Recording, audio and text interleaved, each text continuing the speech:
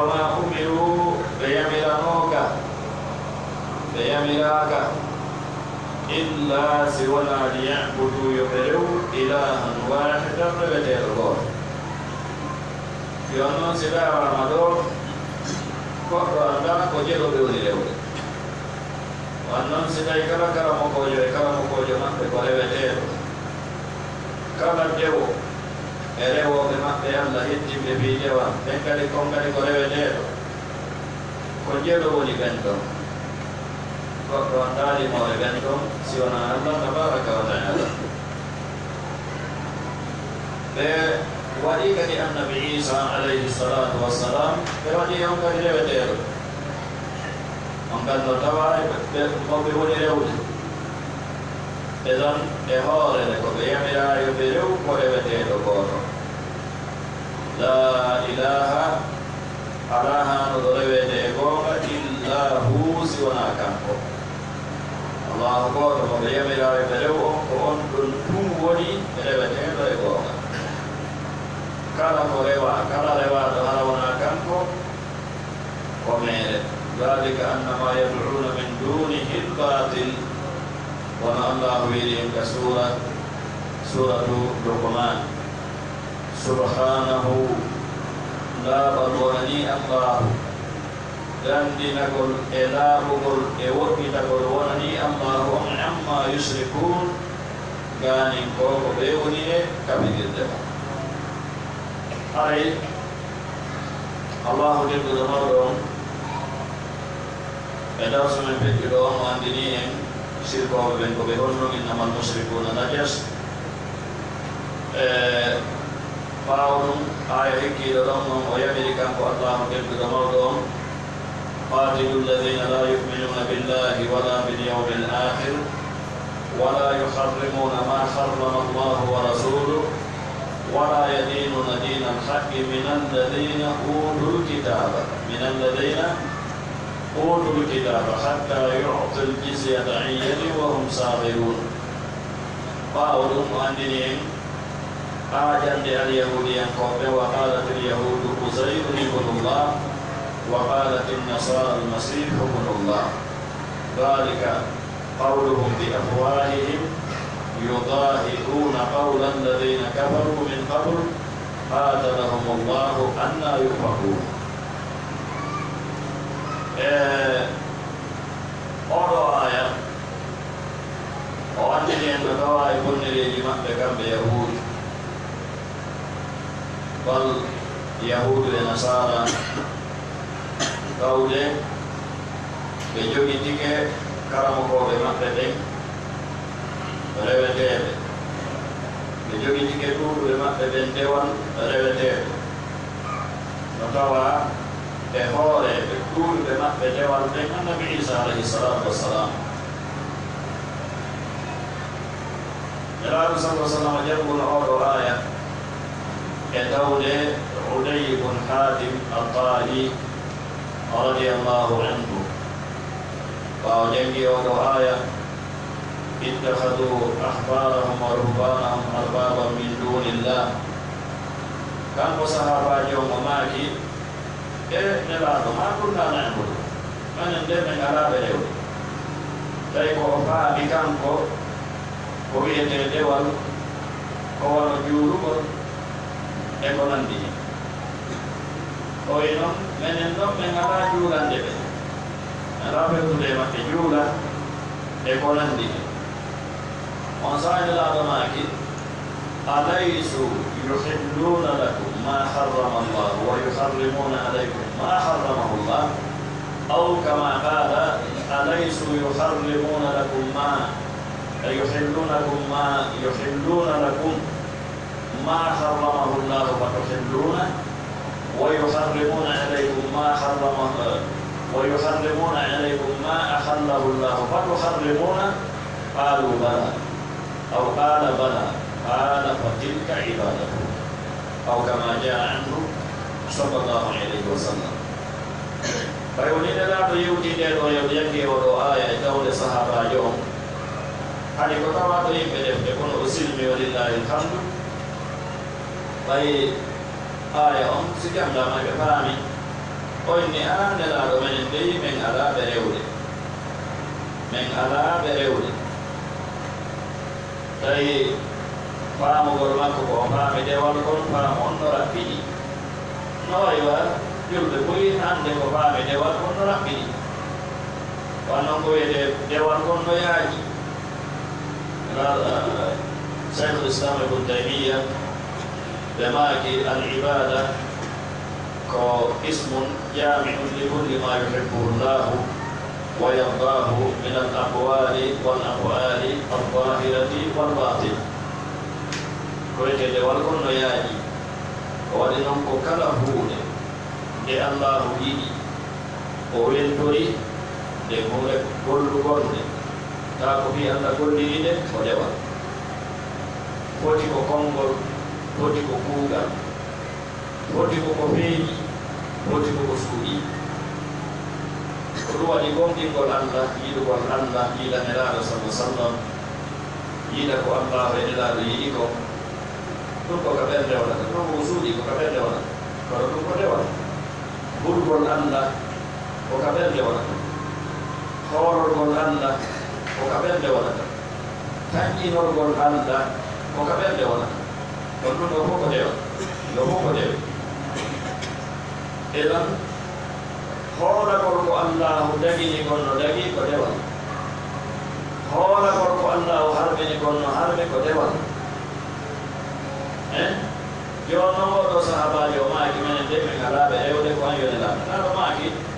hina hiɓe daginande on ko allah harmini jaɓo wonde no dagi ɓayɓe dagini e hoore ɗo nganndi ko allah no harmini oyni a ɗum ɗo dey no waɗde hina hiɓe harminande on ko allahu dagini harminon ana ñaama maɓɓe yutin ɗon kala ko ɓe worone on jaɓay woti no hawrodiri e sawaba ma hawrodira kala ko iwi e maɓɓe na on jaɓay oyni ɗum ɗon dey no kanko a yonelaaɗo nelaaɗo ma geya ko ɗum woni rewkolɓe ɗo oɗum waɗi ɗon anndi alhamdulillahi ɗon e kitabu tawhid nde woɗɗike imo anndi gardama ɗon kanko imamuraɓe kanko cheikh l'islam mouhamadou ibn abdoulwahabi rahimahullah e ɗoftagol karamokoɓe ɓen e rewoɓe allah ɓen e dagingol ko allah harmini ko ma harmingol ko allah dagini ko ko walgol ɓe reweteɓe edan haray neɗɗanke julɗo la budda tawa ko o mari mo konngol mum ƴettete ko annda e ittindingol ko annda e ittindingol si tawi ɗum tabiti ko e makko ngol iwri foti ko yamirore foti ko haɗore foti ko dagingol foti ko harmingol foti ko humputugol madama tabiti ko e makko ngol iwri on de mi jogitoto ɗum ko nelaaɗo allahu sallallahu alayhi wa sallam ko on ɗon ɗum woni wa ma atakum rasulu fahuduhu wa ma nahakum anhu fantahu amma kala hedditiiɗo si on tigi yewti yewtere si tawi a sikkitike tawi ko a waawɗo ɗaɓɓitande hoorema alay ko ya ɗaɓɓutu annda ko hoɗɗum woni dalil ndeɗo yewtere ma taw ko yaɗannomo dalil si tawi himo ɗon hiɗo wonde ko yaɗannomo dalil enen dina men kam ko dina dalil qul hatu burhanakum in kuntum sadiqin adde seede mo adde dalil mo si tawi koye gonga wono ɗon ɗum tigi o addane dalil ɗon si tawi dalil on ii ko dalil senduɗo ɗum ko goo koka qur'ana yiwi maka sunna ɗum ko goo ɗiɗi dalil on no hippodiri e ko dallinoɗa ko wonon dalil no sella tawa noone no neɗɗanke on gollitiri noon e dallinol gollitirgol dalil on e hoore hunde neɗɗa heppodira masalan man sanna fi l'islami sunnatan hasana falahu ajruha wa ajru man amila biha ila yaumi alqiyama wa man sanna fi l'islami sunnatan sayyi'a falahu wisruha wa wisru man amila biha ila yaumi alqiyama ɗon anndi ko hadisa non ka hadise on ko selluɗo ka majtama qawmun hadise mo jannguɗen ɗo hanki fi baytin min buyutillah yatluna kitaballahi wa tadarasunahu fima baynahum illa nazalat alayhim as-sakinah wa hafathum al-malaika wa ghashiyatuhum ar-rahmah wa dhakarahum Allah fi man inda. To kadi ko hadise selluɗo kenni ka na jonnon hiɗen andi yimɓe bidiya no dallinorde ɗiɗo hadisaji hore bidiyaji maɓɓe ɗi ɓe mokotoɓe fonda wudere inna no wadde dewal no wadde dikka iɓe dallinorde o hadise ko sakkide jangude ɗo majitama qawmun fi baytin min buyutillah moɓonirta yimɓe e suuɗe juuɗe alɓe tan kokoye suuɗo alaɓe mowde kala ka juuɗe ɗeɓe moɓa ka juuɗe ijtamaru fi baytin min buyutillah kono on hadise no ferkodi ɗeɗen golle ferkodira kereyugol bidiya mawludu bidiya miraj kala bidiya wiwgol man sanna fil islami sunnatan hasana mo sunnini e nder islam on sunna tabani ɓeyna wonde hadise on tigi nelaɗo tigi no maaki no sendi ka goɗɗo sunnina hoore mum elan kamɓe ɓe waɗani hoore maɓɓe mawludu sunna ɓe waɗani hoore maɓɓe miraju sunna on dalil ko gonga dalil on ko selluɗo kono eko feppodiri eko dallinora kon abadan elan ko ɗum waɗi dalil no sella waɗihu istidlal o wona hes ko ɗum sayhul islam ibne taymiya ɓe maaki yimɓe bidiya ɓe ko dalilaji ɗiɗi mari kala dalil ɗinɗon ɗiɗi kala noon ko dalil contre maɓɓe kala dalil mo neɗɗo bidiya dallinori dalil on koye hoore makko yittino mana wona dalil on wonanamo dalil ban dalil on ko contre makko ko dalilaji ɗi ɓe mari amma nasu selluɗo qur'ana wiyetake no sellima sella ko hadise wiyete no sellima sella amma nasu selluɗo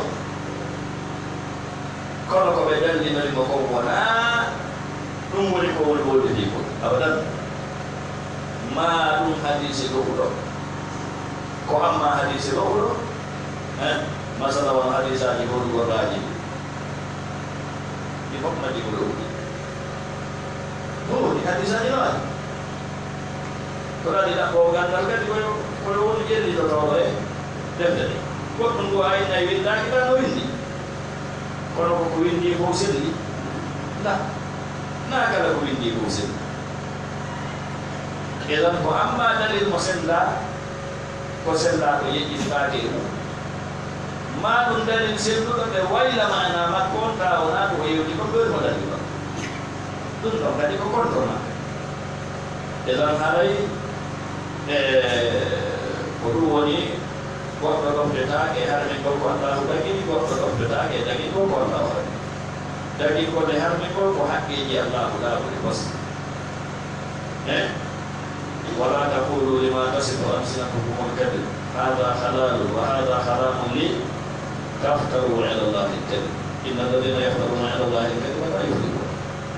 dagin gol ko allahu ɗum mari haqqe dagin gol kanko ɗum mari haqqe harmin gol nelaɗo salla sallam ko yettingol wodani ɓe haray ko ɗum allahu denduɗo mawɗum o wi ittahaduɓe joguitike ahbarahum karamokoɓe maɓɓe ɓe wa ruhbanahum e rewoɓe maɓɓe anda ɓe arbaban reweteɓe min dunillahi ko wori allah ɗon noon no anda kala ko passerɓe maɓɓe ɓe wori ko ɗum ɗanni kamɓe o wi ɓe janggata ɗum ko hay wiwɓe maɓɓe no waajade ɓe gayyata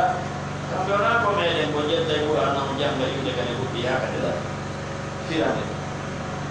jangga defte hadis jangga defte fiqhu kamɓe wona na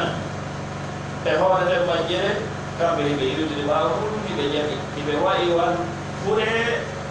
yeeso ɗo tay ɗum woɓɓe kadi noon mano suufi kadi ko noon wayi suufi yimɓe turuqiya yimɓe laaɓe humotoɓe ɓe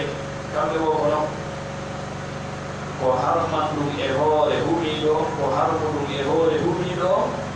nde o wi'ana mo o humi e muɗum on lima wa kayfa kala ko indi yo waɗe no harmani e hoore humiɗo o nde o innata ko fi honɗum lima o wooli ɗum haray o halkiti kamɓe mo landike ko fi honɗum mo landike dalil o haray o halkiti koyo on tigi waɗu yeeso mo o humiyon e mum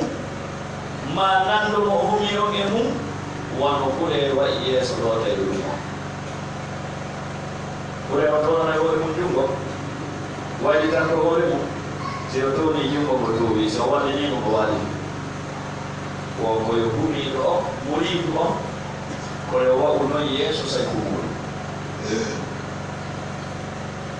ɓeeɗo ɓe ɓurti hoore maɓɓe nelaaɗo kono noon nelaaɗo sahaba e landotono ɓe kala sahaba e landotono ko ɓe sahaba e landotono ɓe nelaaɗo o yamiri ɗum ɗo ko honno woka annda yiwigaa koye ma eɗo anndi kissa on ka badir ɓeɗo keeri heewɗi sahaba e landotono nelaaɗo sala sallam kono noon no annda ko lande niyeeti ko lande needi ɗum kadi holla on tigi koye lando no landori o e jamɗo debbe fi neediji gandal ande wi koto alhamdulillah kono wona e kala ko wowla koye on tigi ƴettu ɗum ɗon foti no sellima sella kala ko ɓe wi ɓe ɓen no fecci becce tati fi masalaji ɗi nanga yimɓe ɓen no fecci becce tati neɗɗo tawaɗo e ɓeyde kon e wa mo andana hoore mum hay hunde o wata ɗaɓɓitande hoore makko masala ko humbi wono ko humbi andon ko wajibi hoore makko ko landagol fasalu ahla dhikri in kuntum la ta'lamun pambo ko kono noon si on ɗon fawama ko hina ɗum ɗon haray o fawama ko wawata ko haray ko fawama ko wawi ko wawata immo o wawɗo jangude kono wawata waɗande hoore makko istinbat o wawi jangude deftere mo wawi ƴettude o janga kono o wawata waɗande hoore makko istinbat kono emo wawi jangande hoore makko istinbatatul ulama masalan no wawi ƴettude ko wiyete ko mulakhasul fiqhi janga no wawi ƴettude minhajul muslimi janga no wawi ƴettude risala janga fama masalaji wonɗi ɗin e nder mum aray on ɗon koyo jangu si masala yani fi hunde yani koyo ƴettu defte ɗen o fonta o janga kadi o naawigol min ko min laala ko masala ɗi koyo ƴettu defte ɗen o ɓahen ko kanko wawata waɗande hoore makko istinbat yaltinande hoore makko masala kono mo wawi jangude defte ɗe kala mo koɓe ɓen yaltini masalaji mo moɓidiri defte fatawa no woodi hannde fatawa ulama bardil haram majmu fatawa cheikh l'islam ibn taymiyya majmu fatawa ibn baz e ko nandi hen mo wawi ƴettude ɗe o janga si masala yanani ko yo ƴettu o fonta o laara ko wonɗum karama koɓe mawɓe honniɓe ɓe wiye masala o gollitira ko tawata gom mo ɓuri hoorade e ko karama koɓe yewti ko woni jeɗo woni ɗiɗo tammo o ko hewtuɗo daraja ijtihad wawɗo waɗande hoore muɗum istinbat marɗo aliyatu al ijtihad faamuɗo luha no luggi faamuɗo mustalah al hadis faamuɗo qawaid al fiqhi faamuɗo alaji mon ɗin no wuuti alaji mon ɗin gollitirde ɗi waɗgol ijtihad ɗiɗi wuuti karama koɓe gono kontini ko fari sam on ɗon si yani koyo ɗaɓɓitan hoore makko koyo ɗaɓɓitan hoore makko waɗana hoore makko ijtihad ka ijtihadu makko yaltintinimo woh e hoore no laaɓi e hoore anni e laaɓu e hoore jonnuko gokkugol tinnaare aray ko ɗum ɗon o gollite ko ni woni ko karama ko ɓe ɓanginirde rahimahullahu taala إذن اتخذوا أحبارهم ورهبانهم أربابا من دون الله والمسيح ابن مريم يجوز ذكر يا نبي عيسى بن مريم وبيتينه تايل وما أمروا إلا ليعبدوا إلها واحدا بيملاك تقول إنه يملاك سوى يرى لا إله إلا هو على رجل هو مسونا كنكم سبحانه لا بضل عما يشركون كانوا يقولون يريدون أن يفعل أن يطفئوا بدن من نور الله نريد الله أن نرى اللهم دين أنكم بأفواههم كل لمن بني كل الإسلام هو أن نكون كرديوز كتلفزيون كسوني إسلام كتيروس كيلو مهيلا كوني كان يقول جمهور كيلو مهيلين رجل مقول والو دينا كوني يريدون أن يطفئوا نور الله بأفواههم ويأبى الله أنسلك إلا أن يتم سوانا يتم نوره النور مكم دون دين مكم ولو كره الكافرون حيث أنيد ما هي في أنيد ما يفعل دينك كيار الدنياس كيار الدنياس إذا كيو كده هاتك كيو كارمان نيندو نيندي كبيدا تيد نيندو نيندي كبيدا يارديس نعم هو الذي قال لكم الله اليوم أرسل رسوله ليبين لكم نبني بالهدى يغندك ودين الحق يقول لهم يدين بالهدى بيوانغال معنا كغندك كغندك دين يوندو بيوانغال ودين الحق دين كوكا حكم بمعنى يقول لهم يدين kodu wadi kala mo berde mo laabi kala numtuɗo kala mo hakkil mum hisi si o taskike l'islam o weeɓitanama l'islam no l'islam weeɓitirteno o jaɓa l'islam si allah moyen mo ɓeewa ko waɗi noon ko diina gandal ko diina moftuka golle moƴƴi ɗi ka yamiri kala ko moƴƴi ko immorde e bonneji e jikkuji e kombuɗi kala ko moƴƴi ko hika haɗi kala ko boni ko bal hika haɗi ko boni ko hika haɗi ko raɓata koki ko boni aussi ɓe jogi ko wiyete konka saria meɗen saddu zarai uddugol laawi kala naɓayɗi ka boɓɓe ko boni ɗum dina meɗen kam no mofti ɗum walillahi alhamdu liyudhirahu fiyo kanko allah ko feƴƴinka o hoolinaka o tiiɗinaka ala dini e dow dinaji hedɗitiɗi ɗin kullihi kala majji walaw kariha hay fi añi ɗum almushrikuna sirkoɓe ɓe ta goɗɗo dañƴino keefeero yiɗa yo l'islamu yaara yeeso ta goɗɗo dañƴino sirkowo yiɗa yo l'islamu yaara yeeso kono wona sabu ɗiggol yiɗuɗo ma añugol añuɗo nawrata l'islam yeeso ma wakkata nawde l'islam yeeso allahu tabaraka wa taala o salini l'islam e noone no tawrata ko matum l'islam hoora ko matum l'islam o hoora haray alanangene ɓe julɓe si wona tinnagol andinowɗo l'islam wondude e ɓerde laamude e hidde timmuɗo e gollitirgol l'islam o yettaka men on e jikkinogol jikkuji l'islam ɗi acciren allahu tabaraka wa taala ko heddi ko kono noon enen ɗum nde wonno ɗumɗa ko en no fawi en anno allahu rewiren ko waɗi wattude jippi ko laa e bara o wi faalan na ɗum ɗo hotindini ɗum ɗon no fawi en wakko limalu no janngugol e gollugol gollitira gonne janngude ko yergoɗagana nden kon ɗum ɗon no fawi en si ɗum waɗi ko hedditi kon ko jungo allahu tabaraka wa taala woni noyɗen tori allah tabaraka wa taala yo faami en kaɗo dina faamuji selluɗe on si kay waɗugol ko yamira acca ko haɗa o wonnage muɗum o ƴettitayge muɗum nam subhanaka allahumma wa bihamdika ashhadu an la ilaha illa anta astaghfiruka wa atubu ilayk nam konto bismillahir rahmanir rahim sallallahu ala nabiyina muhammadin wa ala alihi wa sahbihi ajma'in haala ila susaki doron برضو الوصية بكتاب الله عز وجل يوتي جهه وديكو يوتي دينو دفتر الله دينو de Allah kan ko tigi o manti o magi kan ko imam Hafiz al-Hakami rahimahullah kam qad tahadda Quraishan fil qadim wa hum ahlul balaghati bayna al-khalqi kullihim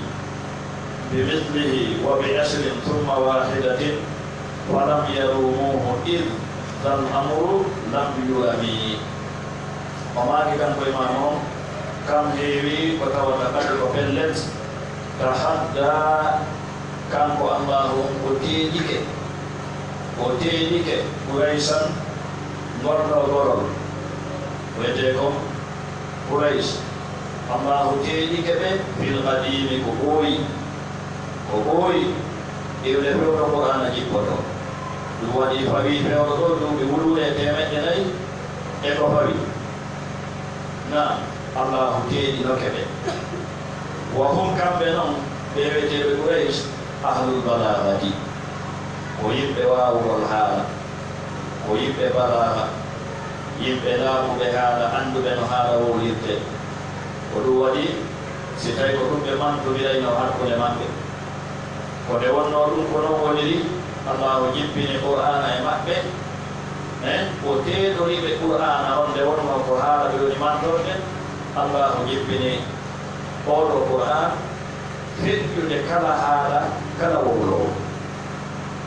oɗo waɗi o maaki wo hum ahlul balaghati yimɓe Quraysiyan koɓɓen ko yimɓe laaɓugol haala baynal halqi hakkude tagore ɗen kulli yimɓe fof mayre koɓe anndiraɓe iwde fewɗo ɗin zamanuji koɓe anndiraɓe hewtuɗo ɓe waawugol haala ala Allah noon e hoore ɗum Allahu teeƴiɓe o teeɗori ɓe hon ɗum yoɓe andu bi mithlihi yeroɗo Qur'an ɗum en kuntum fi raybi mimma nazzalna ala abdina fa'tu bi suratin min mithli wa bi ashrin o inni yoɓe andu Qur'ana on yeru makko ɓe ronki o ɗoyki kadi Qur'ana mofti suraji jeruɗe 314 o fawi ayeje guluji 6 o ɗoytani ɓe ɗum o inni wa bi ashrin fa'tu bi ashri suwarin muftarayat o inni yoɓe andu suraji 10 ɓe ronki thumma wahidatin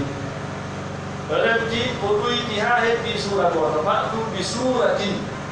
min mithli bal wona kamɓe ɗum wad'u shuhada'akum in kuntum na o teeɗori ɓe ɓe adduwana Qur'ana o ɗoytani ɓe ha heddi suraji 10 adde suraji 10 yerumayi o ɗoyti ɗum ɗon o inni adde sura goto falam yarumuhu ɓe taganaka hay hunde e ɗiɗo tati isnde wonno zal amru on fiyake mo ɓe yamira lam yurami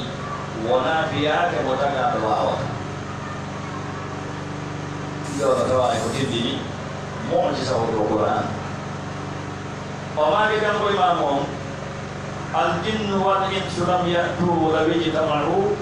bimithlihi wa law indammu limithlihi o wi aljinnu ɗi jinnaji ɗi foppete majji wal insu e yimɓe ɓe lam ya'tu ɓe wawata addude law ijtama'u haysi ɓe mowodiri joni wiyama wona yo jinna tum ari na jinna tum fawa wona yimɓe ɓen tum fawa bal ko yo yimɓe e jinna hawtuta adda ko nanditi e Qur'an ɓe wawata addude bi mithlihi wala windammu haysi ɓe tawtidiri li mithlihim wonande yeru maɓɓe haysi wano yimɓe e jinna ko taga iwde anda kuɗɗe a tageɗe iwde anda taga ha dara haysi wano maɓɓe wattike ɗon ɓe wawata addude ko yeruri e Qur'an قل إن اجتمعت الإنس والجن على أن يأتوا بمثل هذا القرآن لا يأتون بمثله ولو كان بعضهم لبعض ظهيرا قول القرآن ولم الله أرسكي ونقول يبقون وما كان إمامهم أنا وكيف ورب العرش قائله anna ko honno wa kayfa ko honno bimana ɓe wawata gaɗo wawata addirɗe e qur'an nde wonno wa rabbul arshi ko allahu jeyɗo arshi ɗiɗɗa iluhu woni ko wuuri qur'an wowluɗo qur'an am kam on taguɗo hedditiɗɗen ko honɗum koko taga ko honno tagaɗo wawata addirɗe wono ko taga taguɗo andi ko wata wonde mustahil gana wata subhanahu ko ɗon ɗon laaɓal wodanimo jalla o mawni an sibuhin gani nanɗo lahu wonandemo o sami e tokorage ma yirurajo laysa ka mislihi shay hal ta'lamu lahu samiya idan ko ɗum waɗi si tagaɗo bantagorene fo wawata andude ko nandite qur'an ɓawɗum mamaki oɗo qur'ana ma kana khalqan wala faydan tasawwarahu nabiyuna la wala ta'bira dhi nasami ma kana oɗo qur'ana lataki khalqan tagu mana ko taga qur'ana o wona tagaɗo ɗum ɗo ko hurtugol fedde e feddeji majjuɗi ko fedde onde de e feddeji majjuɗi ndi mbi qur'ana ko tagaɗe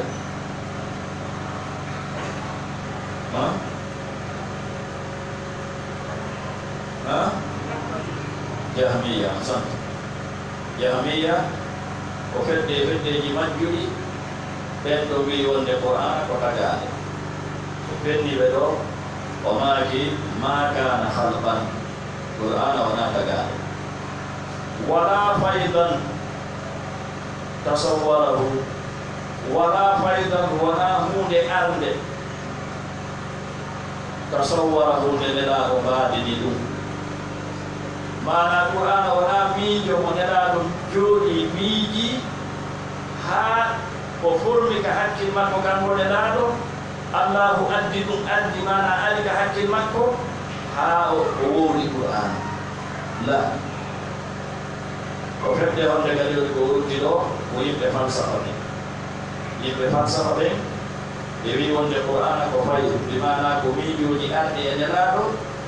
nde ari o nelaɗo o nde miijo mo ari o nelaɗo o nde miijo mo ari o nelaɗo o yimɓe falsafa ɓe ko kamɓe woni ko aaji ɗum ɗo ko fenni ɓen ɗon kadi ko mbaɗini ɗum nabiyuna annabajo men on wala ta'bira wona eɓɓande ma wona taskande zeyna sami jontage gol wono e fedde wiyete nden ashariya kullabiya ɗiɗo ko feddeji ɓeɗo ɓe inni koɗo qur'ana mon nde jangude wona haala allah kandi ɓe inni ɗum ɗo ko ibara an kalamillah aw hikaya an kalamillah wonde oɗo qur'ana mon nde jangude wona allah wowri wona haala allah kandi wonde oɗo qur'ana ko woni e makko kon ko tindin ɗum haala allah kan ɓe sabbi ono wasata goɗɗo windanima ɗo joni lettere yawa ɓe won windanaɗo lettere on e arabu o famata arabu si janggama ko windi ko ndigi o famata joni noon angiɗa wawi arabu kanko wata arabu jangga ka arabu tawangiɗa darde ko windi kon ka arabu yewtamo ko honɗum woni ko windi ɗon ta ko noon koye ɓuɗaronɗamo yewtude mana to yewtere nde wona yewtude nden ko windi ko ndigi wonɗa yewtude kamɓe misanda bamaji wona ko windi ko wonɗa ko jangande wona ko windi ko ndigi wonɗa ko yewtude on ka masalan so inni kaari mi salminima miɗo landimi siɗa e jaam tawi ka arabu ko ɗum o windi to na ɗum o windito comme ko tawata mana muɗum ko mi salminima e ko nandi hen wowɗa ɗum ka pulal e tan ko ibara mana ko mana ko windi ga ko wonɗama reggande na ko windi ga ko tig tig fedde wiyeten nden noon ashariya e kullabiya e ko nandi enen feddeji kamɓe wiyni qur'ana ko hikaya aw ibara an kalamillah o fenni ɗiɗo feddeji tatiga haqiqa o qur'ana ko haala allah kanka tigi harfeje ɗen e mana fo ko haala allah tabaraka wa taala na ko ɗum waɗi o maaki bal qalahu rabbuna mawlan wa anzalahu wahyan ala qalbihi lmustayqidi lfahimi barka haqiqa qalahu wawli qur'ana rabbuna Allah jalla jalaluhu wa in ahad min al-musyrikin istajara fajib hatta yasma' kalam Allah wa kallama Allah Musa taklima dalam rumah kita qalahu wawli qur'ana rabbuna Allah jalla jalaluhu qawlan kombol wa anzalahu jibril wahyan wahyu ala qalbihi ru'an li annabajo ndeden de al-mustayqizi finude de al-fahiqi famude de berde laado ko berde finude berde antude rubbe ma kan non ay sa nyande ko ayna ko no aynaya tanamani wala yanamu qalbi aw kama qala sallallahu alaihi wasallam yiti ande didi non ano ko berde de ata na wallahu yashhadu wal amlaku shahidatun wal rusulu ma'mumin al-urbani wal ajami solo dini gay to rek na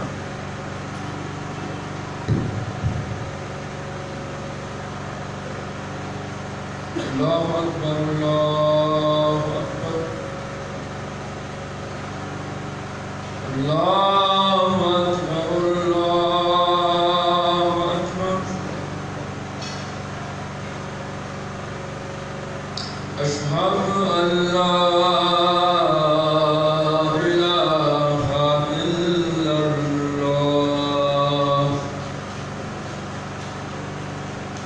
أشهد أن لا إله إلا الله أشهد أن محمدا رسول الله أشهد أن محمدا رسول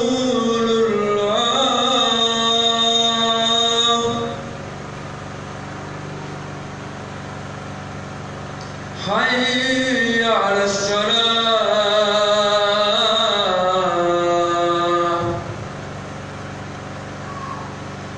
حي على الصلاة حي على الفلاح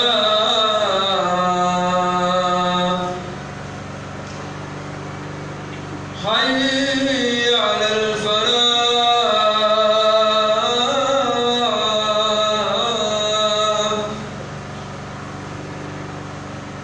الله أكبر الله أكبر لا إله إلا الله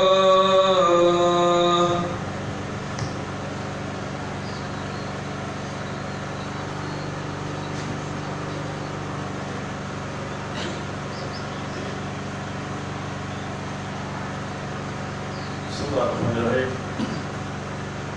Mama kita ko imamong lagi masakit orang mul kuyuti biyo Quran al-Karim. Betul dengan Allah tabaraka wa taala yo farming wa wina in wasika in golli tirgol mama ki pawo pendu de dida feddeji fedde wiyo de wonde Quran ko tagade wala jahmiya fedde aji ne wonde Quran komijo di ardi nelaɗo sallallahu alayhi wa sallam nelaɗo wowliɗi yimɓe falsafa ɓe yimɓe philosophie ɓe o fenni ɗum ma kana harban wala faydan tasawwarahu o fenni kadi fedde wiwde nde wonde Quran ko ibara mana oɗo Quran wonde jangude ko ibara ma hikaya an kalamillah ko tinnin ɗum haala Allah kan ma tinnin ɗum mana haala Allah kan kono wona haala Allah kan tigi noon o fenni ɗin ɗon feddeji fuu ndo no andina en ko honnum andi gomɗingol no tawa e tugade imanuɗen jeegode e honɗum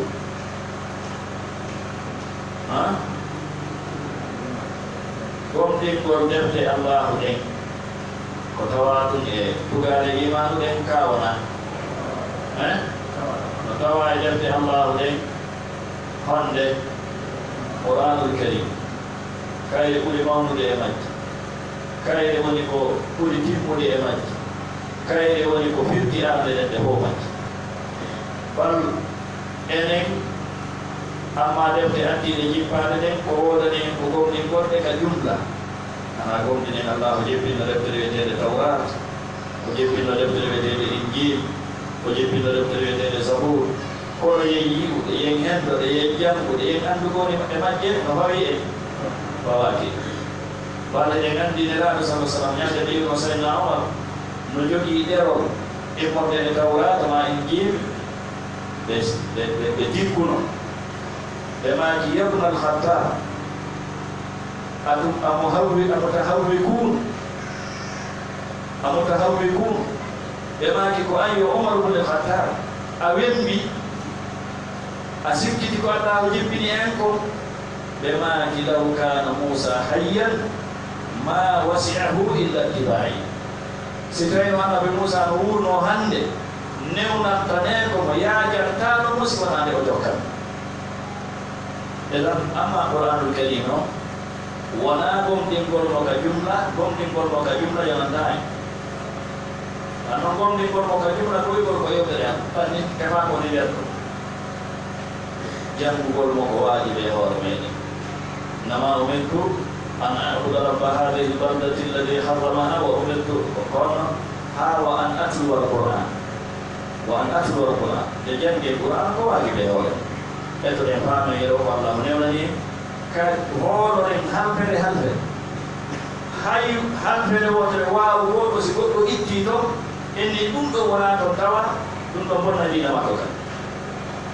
edan ko ɗum waɗi gomɗingol men qur'ana ngol ko gomɗinal fensitandewa wonde qur'ana ko haala allah harfeje ɗen ko haala allah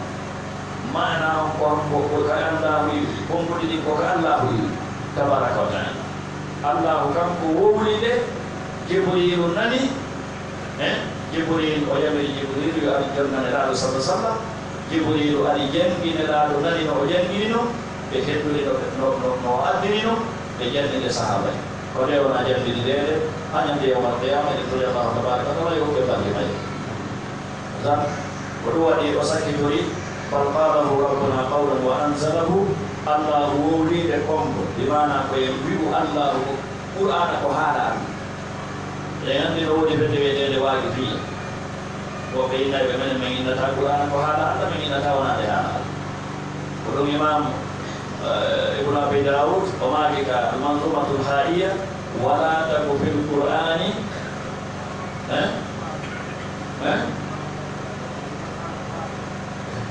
naya on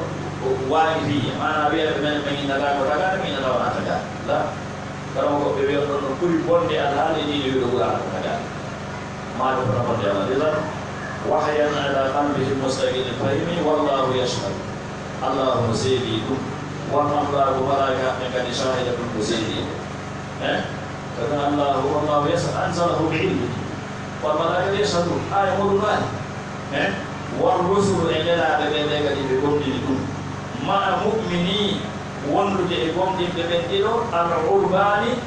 araboɓe ɓen won ajami e ajamiyankoɓe ana julɓe ɓe muɗu gomɗini eɗon no tawa e ko timminanta neɗɗanke imana makko on sellinanamo imana makko gomɗinko ɗo ɗo qur'an tawa ko andal wajihi sahih ko e dow noone selluɗo woni ko gomɗini qur'an ina gomɗinan sima ko jahamiye gomɗini ko wiigol qur'ana ko wonnunde kamɓe kono ɓeyni wonde ko tagade wona gomɗinan sima ko yimɓe falsafa men gomɗini nde ko wiigol ko faydu ina gomɗinan sima ko ashariya e fendiji hedditiɗi gomɗini ko inna qur'ana ko hikaya aw ibada min an kalamillah edan ko wontigi hoɗo ko haala allah mo allahu wahayni e nelaɗo makko sallah sallam mana on e konguɗi ɗin e mana on fof ko allahu tabaraka wa taala yiwi noyi allahu faami en faamode senduɗi o jabina en wa sallallahu ala nabina muhammadin wa alihi wa sahbihi ajmain alayno rewta tan qur'an tinna fiwle